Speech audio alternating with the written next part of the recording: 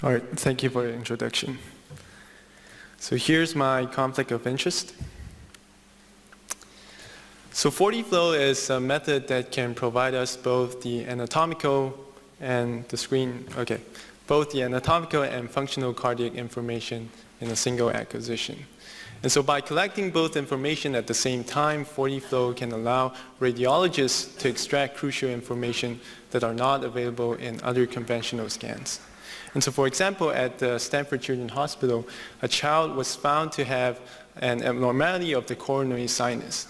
Now, using conventional cardiac scans, the lesion itself is hard to see, and the nature of it was not understood. But using 4D flow, we can reconstruct the speed map on top of the anatomy, and immediately you can see the regurgitation flow that's caused by the lesion. And the surgical planning was followed, and the operation actually confirmed the 4D flow diagnosis. And so 4D flow has shown great potential in many applications, but its clinical usage so far is still limited. And we believe that in order to make 4D flow practical in clinics, we really need to reduce the scan time. But at the same time, we don't want to sacrifice the high spatial temporal resolution that's required for a useful anatomical scan. And so over the past few years, we've been combining different methods such as parallel imaging, compressed sensing, and motion correction to help us achieve the ideal 4D flow scan. But so far, we're still slightly behind. And so the goal of this work is to try to reduce scan time within the compressed sensing reconstruction framework. And specifically, we utilize the fact that blood flow is not just any flow, and blood flow has some physical structure in it. And so if you look at blood flow, when it flows into a region, it has to flow out in the other end. And so this property can actually be characterized mathematically as having zero divergence, or we call it divergence-free. And as you can see, a divergence-free flow field looks very different from a flow field that doesn't have that kind of property. And so some other groups have been proposing using this divergence-free property, we can either denoise or do compressed sensing reconstruction. Now, our innovation in this work is to introduce a better way of incorporating this divergence-free constraint in the compressed sensing reconstruction using the divergence-free Wavelet Transform. Moreover, we will introduce a new way of doing phase regularized reconstruction through a way we call it phase cycle spinning. And using these two methods, we can then jointly reconstruct all the velocity encodings and thereby improving the resulting image. And so if we look at the usual compressed sensing reconstruction, we're basically iterating between two steps. And the first step, we impose the data consistency in K-space, and then the second step, we do wavelet denoising on the image. Now, what this means is that basically if you have a better denoising algorithm, you basically get a better reconstruction result in the end. And so in the context of 4D flow, last year, we've shown that using divergence-free Wavelet Transform, we can effectively denoise the 4D flow data set. We've compared divergence-free Wavelet Transform with other methods, and we found that in general, divergence-free Wavelet Transform performs the best.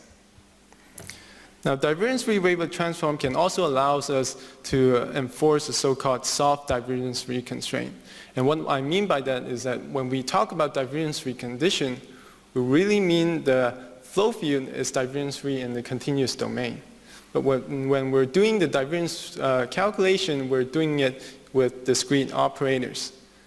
And so there will be some approximation errors whenever your flow field has strong discontinuity in it. And so we don't really want to enforce a strict divergence-free constraint because otherwise you basically remove some of your signal. And so what divergence-free Wavelet Transform allows us to do is instead of eliminating all the non-divergence-free components, we can set a threshold such that some of the prominent non-divergence-free components can remain. And so incorporating the divergence-free Wavelet Transform, we can then do compressed sensing reconstruction with the divergence-free constraint on the velocities. Now, because the velocity resides in the phase images, this problem becomes non-convex. But using techniques introduced by Fessler and other authors, we can derive a set of update steps that will guarantee to converge. Now, the general idea of these update steps is that we iterate between data consistency in K-space, spatial wavelet denoising on the magnitude image, and divergence-free wavelet denoising on the phase images. Now, if you simply apply these update steps on your data set, however, often what you'll see is that whenever you have phase wraps in your initial solution, you get significant distortion along these phase wraps in your resulting images. Now, what happened is that because phase wraps is not really part of your true signal, when you impose these divergence-free constraints along these phase wraps in each iteration, you create some small distortion. And over iterations, these errors will accumulate, and so your reconstructed result will have significant error along these phase wraps. And phase wraps in this situation is really hard to avoid because we're trying to jointly reconstruct all the velocity encodings, so we have to reconstruct the reference phase. And the reference phase almost always has phase wraps in it. And so one way to solve it is to try to do phase unwrapping on these phase images. But phase unwrapping is unreliable and it's also expensive. So what we're proposing is really we shouldn't unwrap the phase in each iteration. What we should do instead is simply ignore it. Because all we want to do is to enforce some constraint on the phases. We don't really want the true phase wraps. And so if you ignore the phase wraps and denoise it, then we'll create some distortion around these phase wraps. Now the trick is, instead of having just a fixed phase wrap, now suppose you add a constant phase before the denoising step, you're essentially shifting your phase wrap around, and then your distorted region will also shift around. Now if you add a different amount of constant phase, then your phase wrap will also shift by a different amount, and so is your distorted region, and so on.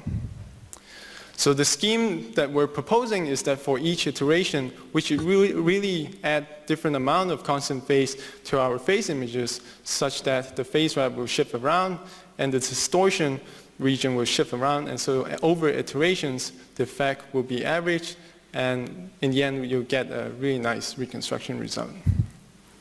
And so using the phase cycle spinning and divergence-free wavelet, we applied on in vivo data set. And so on the left, that's using the conventional parallel imaging, compressed sensing with the Dobushi wavelet transform on the spatial image. On the right, that's using our proposed method. And as pointed out by the white arrow, you can see that the global incoherent artifact is significantly reduced in the proposed method. Now, combining these velocity maps, you can then reconstruct a speed map. And on the left, you can see that near the myocardium, there is still some flow in it, but this is not respecting the physiological constraint because at your myocardium, there's no blood flow into it. But using our proposed method, you can see that now the speed map respects the physiological constraint.